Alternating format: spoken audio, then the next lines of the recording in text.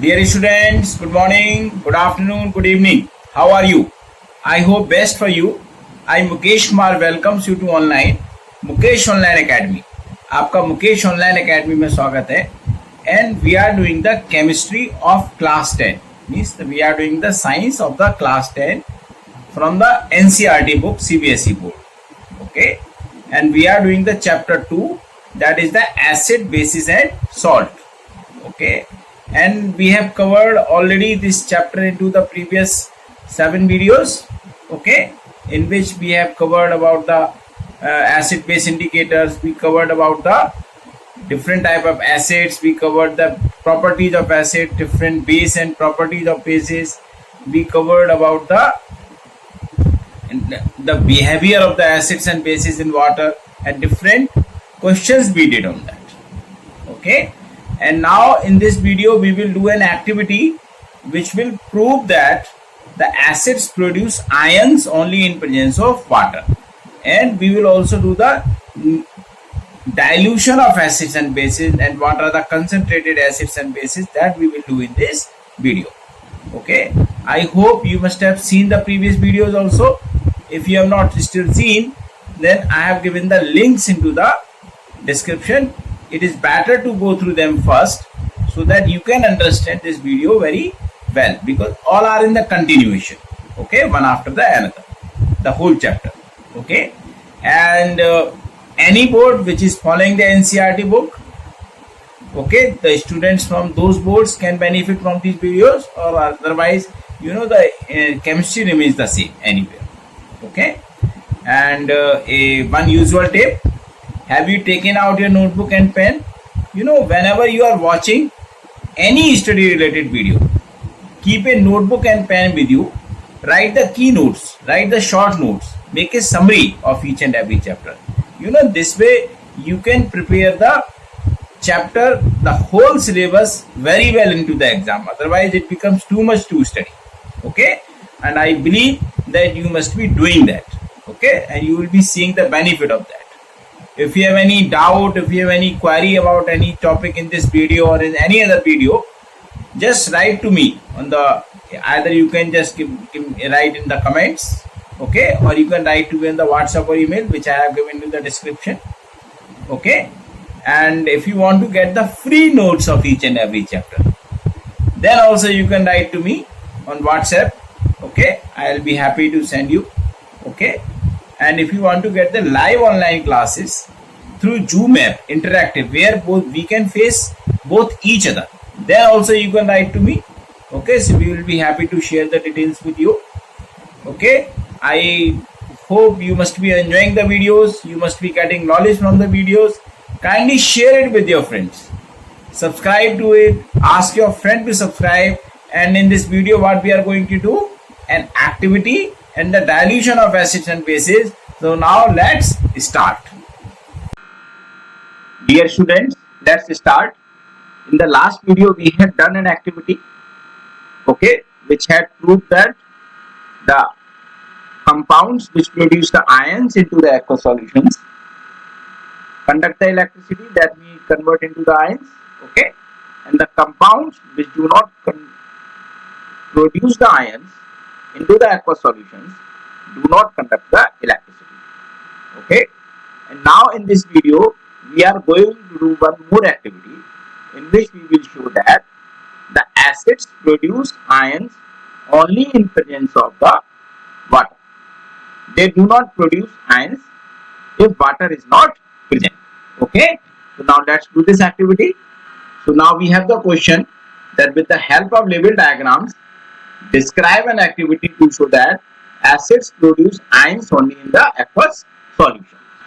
See, to prove any activity, first we need to have the diagram, or we need to know how are we doing it. Okay, so in this activity what we have taken the two test tubes, one test tube and two test tube, and we have taken a cork which have a hole into it, okay, in which we can fit this right angle, the means a test tube, a tube basically we call it delivery tube, which is at right angle. Okay, and we have taken the one blue litmus paper and after that we will take some water. Okay, what we have done in this activity, we have taken the dry sodium chloride, means the salt powder that we found into our home. Okay, and we poured some concentrated sulfuric acid into it. Okay, concentrated sulfuric acid means which has the less amount of water present into it. Now we have closed this tube with the help of a cork, rubber cork which have a hole into it, and we just inserted a angular tube which is at the right angle. Okay, right, and then this cork is tightly fitted so that nothing can go inside or outside. Now we just shake the tube. Now when we shake the tube, then the sulfuric acid and the sodium chloride react together and they produce the hydrogen chloride gas. And this hydrogen chloride gas comes through this delivery tube. Okay, now to check, now we have to check whether this hydrogen chloride gas can have the acidic effect or not. So what we do, we just bring a dry litmus paper which is the blue in color, because the acids convert the blue into red. So just we have taken the blue litmus paper and we just brought it in contact with the hydrogen chloride gas. What we can see here, even after the prolonged contact, it does not change any color. Okay, so now what we do, we just put the wet litmus paper, we soaked into the water, and when we bring the soaked means the wet litmus paper near the hydrogen chloride gas, it just immediately converts us into the red color. So how can we explain this? Basically, what is happening in the dry litmus paper, there is no water, so that means the HCl gas could not find the water to convert itself into the hydrogen ions. Okay, but here the water was present, so the hydrogen chloride gas or produces the hydrogen ions, and these hydrogen ions are responsible for the acidic effect, and this moist blue litmus paper becomes the red into color.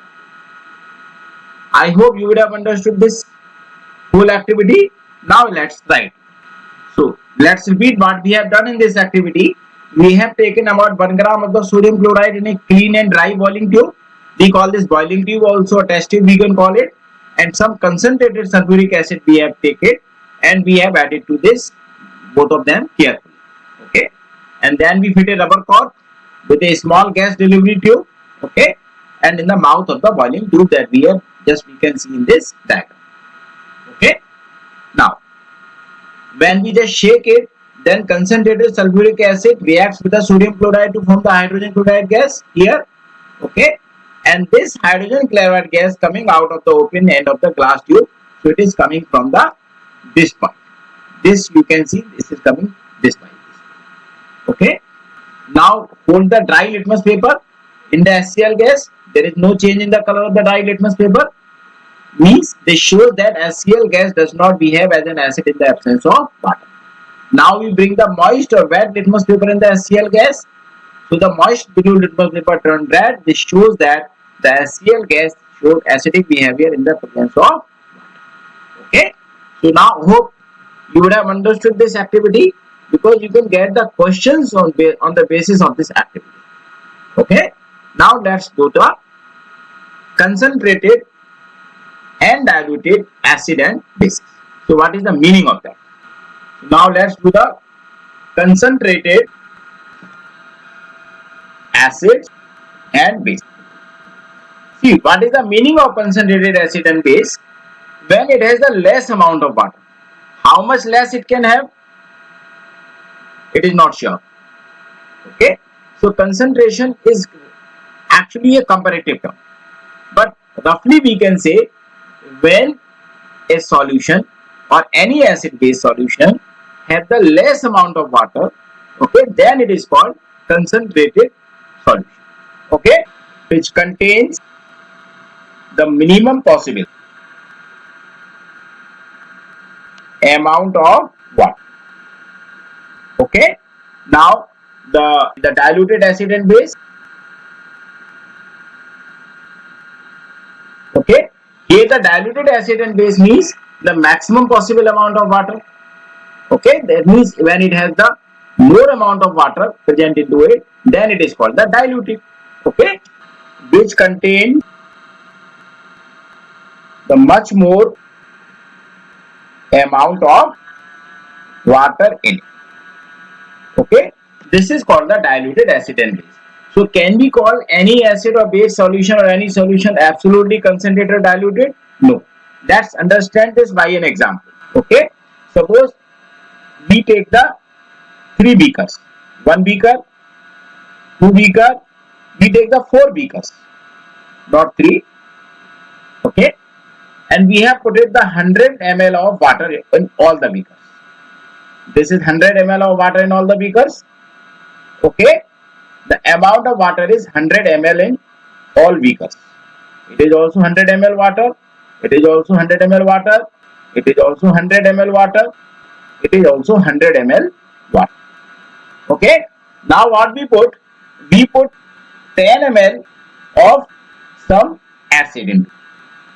Here we put 20 ml of acid into it. Here we put 30 ml of acid into it.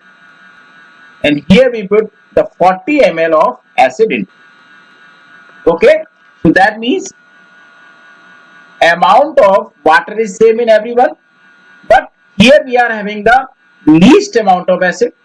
Here you are having the most amount of acid. So if we compare overall, we just put them the name A, B, C and D. Overall we can say that A is diluted and B is concentrated because it is having the more amount of solute as compared to the water. Clear or not? Now, then what about the B and C? Okay, so B and C, what can we say about them? Whether are they diluted or are they concentrated? It is not sure. So whenever we have to compare between the two solutions. So if we compare between A and B, then we can call A diluted and B concentrated. If we compare between B and C, then we will call B diluted and C concentrated. Okay, and if we compare between C and D, then C is diluted and D is concentrated. So that means in broad terms what we can say, the diluted and concentrated are relative terms, comparative terms. So we can compare the two solutions when we know the exact amount of water into that and amount of the solute into that. We have learned into the class 9. Okay, so the no solution can be termed as absolutely concentrated or diluted until we have seen it. Clear or not?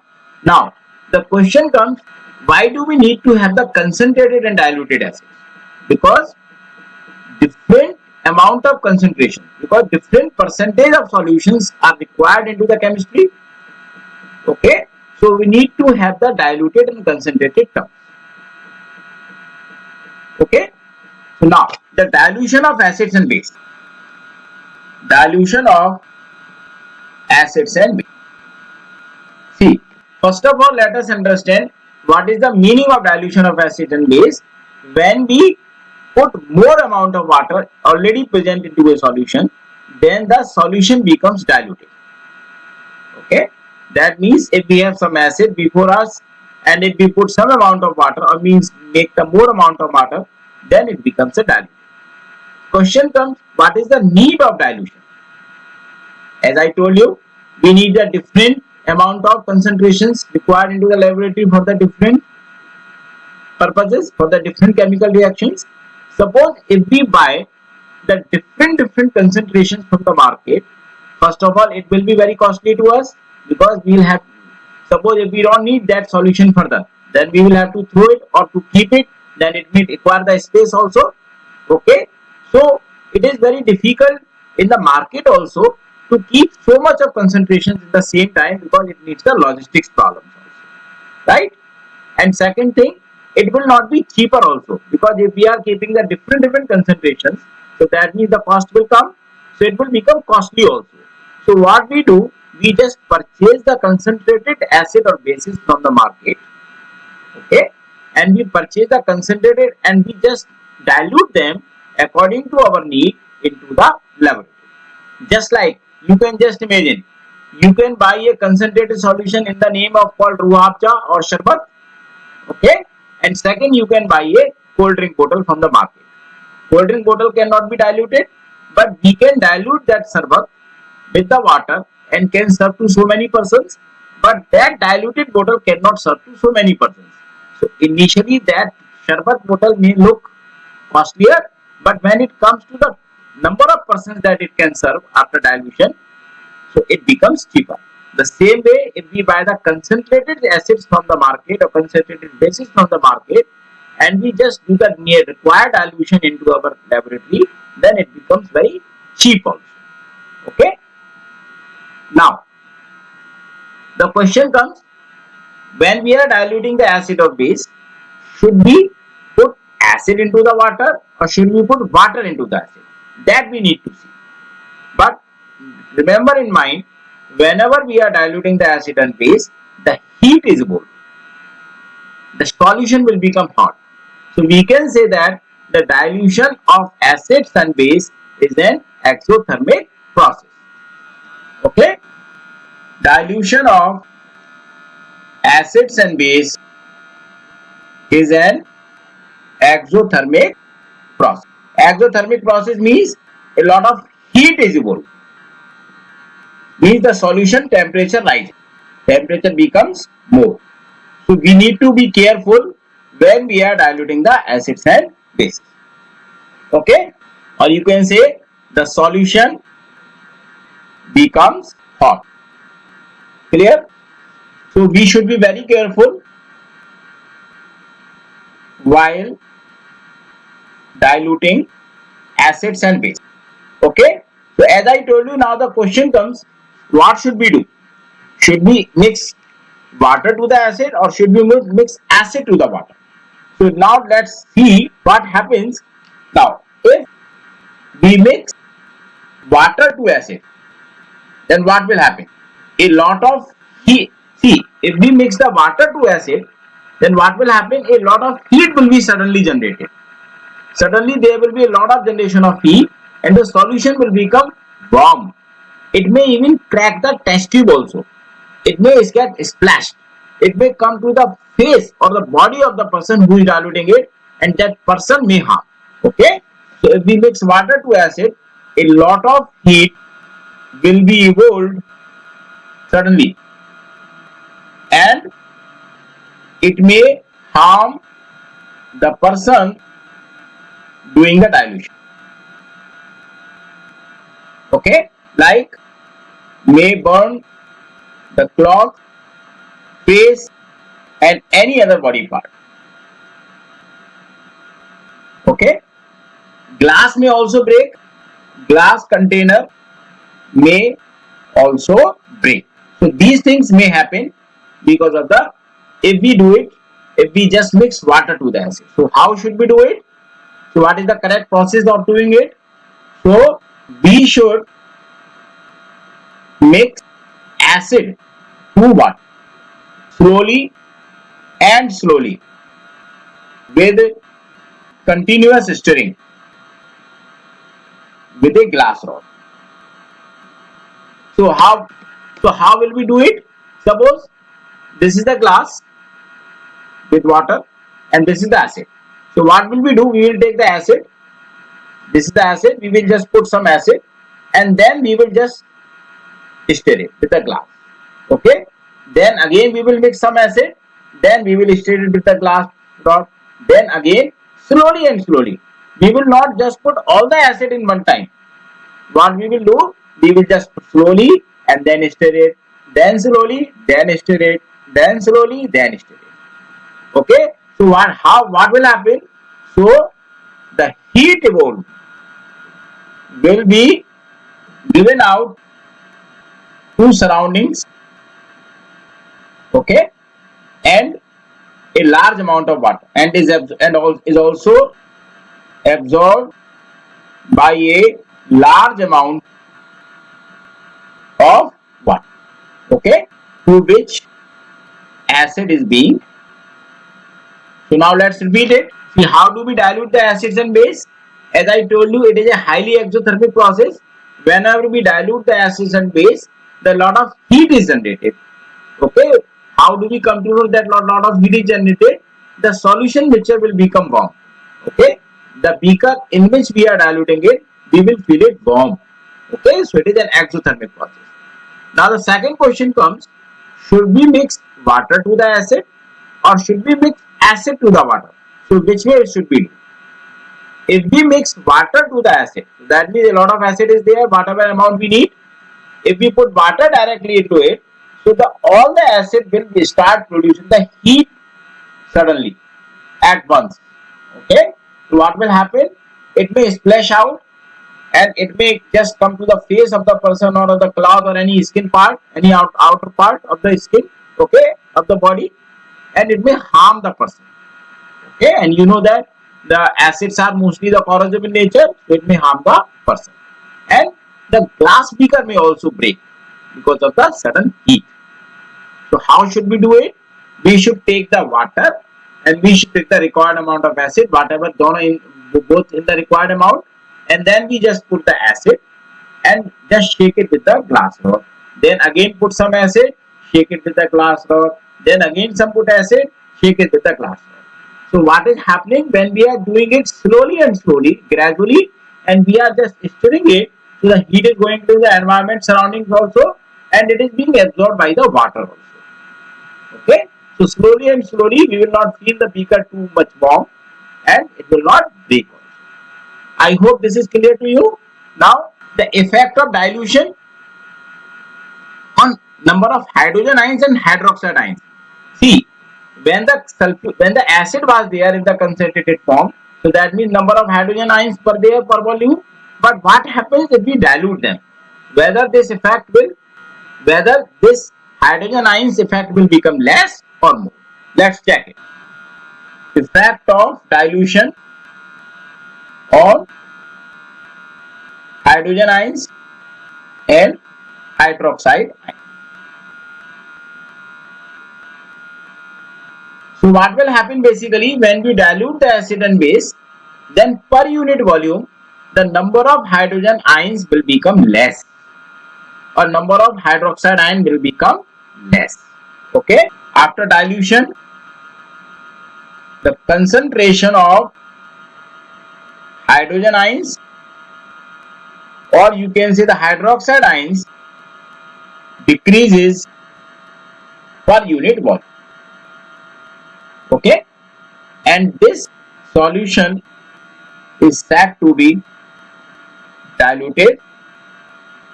Okay, so this is how we can see the result of the dilution. Okay, it results into the decrease in the concentration of the hydrogen ion or concentration of hydroxide ion per unit volume.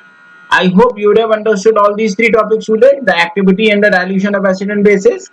Okay, and if in case of any query, you can always write to me. Okay, so dear students, in the next video we will do about the strong and weak acids and bases. We will do strong and weak acids and strong and weak bases in the next video. So thank you so much for your watching. Write your comments about the video, any query, doubt about the topic into the comment box, or you can write to me on the WhatsApp or email also. And if you want to get the free notes of each and every chapter, then also you can write to me on the WhatsApp or email. We will be happy to provide you. Okay, and the practice questions also. Okay, and if you want to get the live online classes, interactive online classes, okay, then you can also write to me on the WhatsApp or email. So we will be happy to share the details with you. And I hope you must be getting knowledge from my videos. Make the keynotes. You know, each and every line is very important. Make the keynotes. Okay, and kindly share it with your friends. Subscribe to it. Ask your friend to subscribe. Thank you so much.